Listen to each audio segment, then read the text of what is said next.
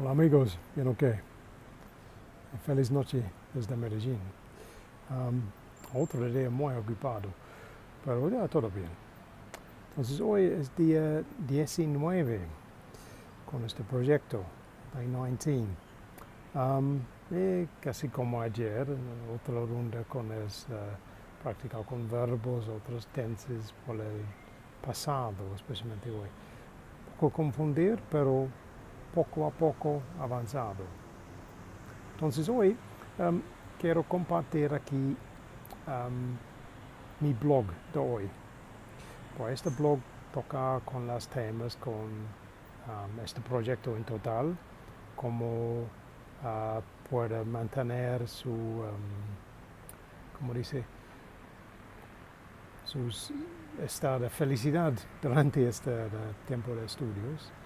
Si tú puedes poner más motivación y también a poco pensamiento como nosotros en realidad utilizar la lengua para comunicar mejor con otra gente. Listo. So today, day 19 of the project. Well, it's going okay. It's much the same as yesterday, the day before. So it's a lot of verb practice, things like that. But bit by bit, I'm getting better, I think, just about. So today, instead of reading from Breckstein's book, I'm going to read you my blog I posted today. This I think is relevant because in here I'm talking about some of the problems I've had recently with staying motivated for the studies, because sometimes it is a bit tricky, and also I'm expressing some thoughts about why we use language really, and how perhaps we have a good opportunity now. We're learning a second language to make better use of the words that we use. So without further ado, I will read aloud my blog for today. But at the end of the video, I'll share some more thoughts about that. So here we go. So the blog post for today, Tuesday 5th of September, is entitled, I wish I was Cary Grant. I wish I was Michael Caine too, but that's another story. So, saludos desde Medellín. Today's post is all about the importance of choosing one's words carefully, of how we have an opportunity, perhaps even an obligation, to make better choices in the words we employ, and in so doing effect better conversations in the world around us. What does this have to do with Messrs. Grant and Caine? Well, as two of the finest actors to have graced the screen, they show us the power of words. The power of words to move an audience, to inspire, to bring emotion. And they're also two of my favourite actors. Hence the wish to be at least a bit more like them.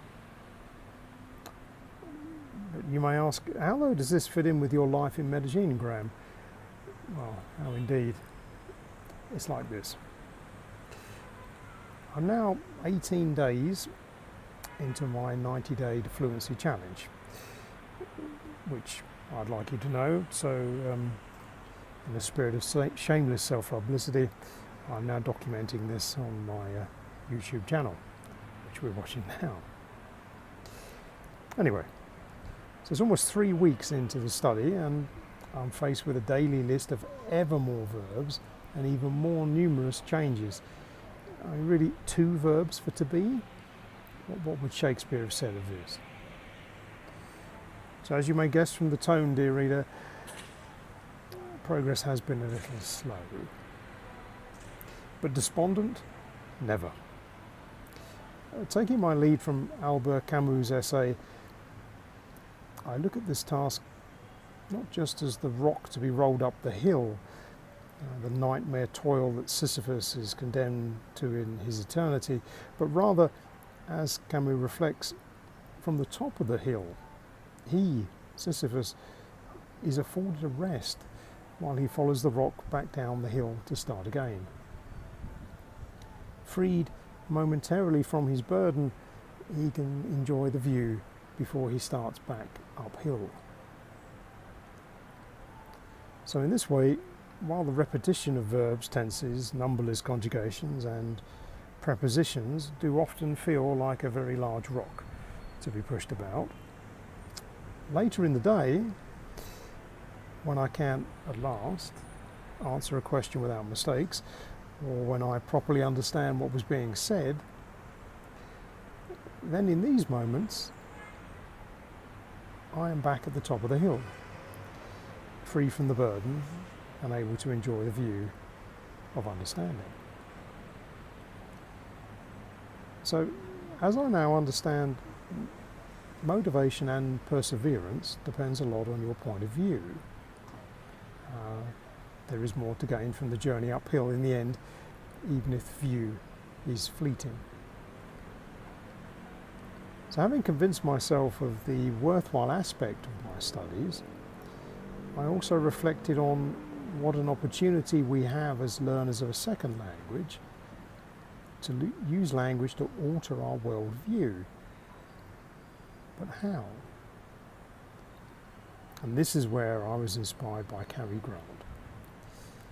A master of the spoken word, and script at least, he attained a way with words of delivering a line that made him the envy of many. So adept at this delivery, he even famously quipped, "I wish I was Cary Grant."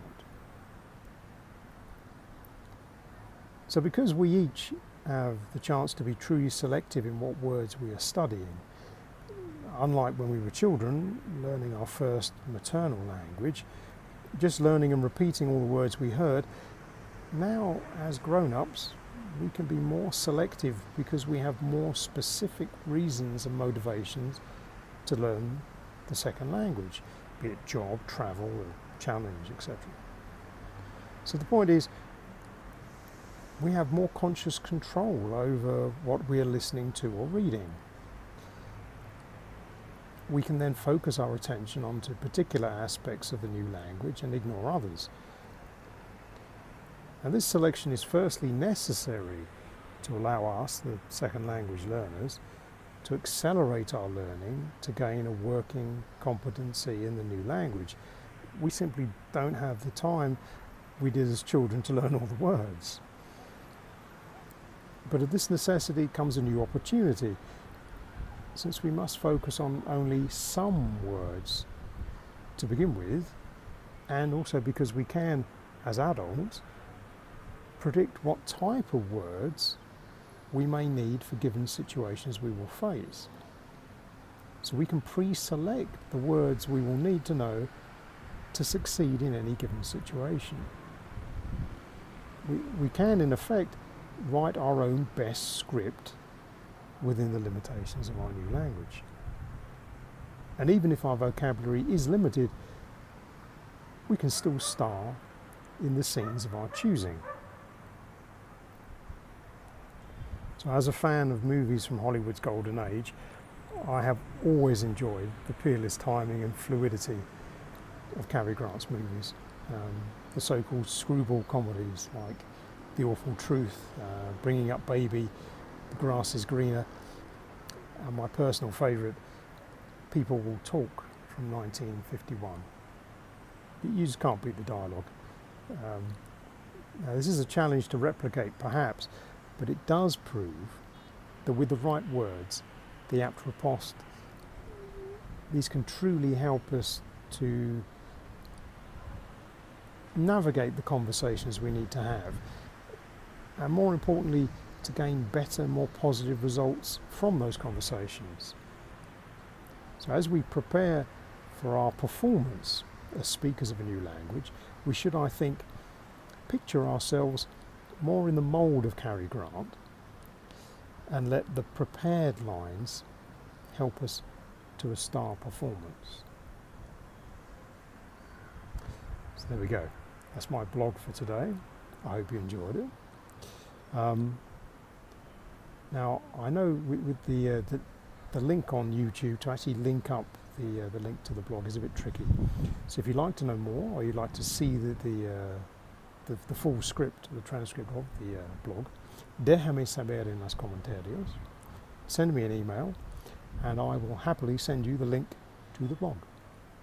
But wherever you are for now, from all of us here in Medellin, have a great evening, feliz noche, and see you soon. Cheerio for now.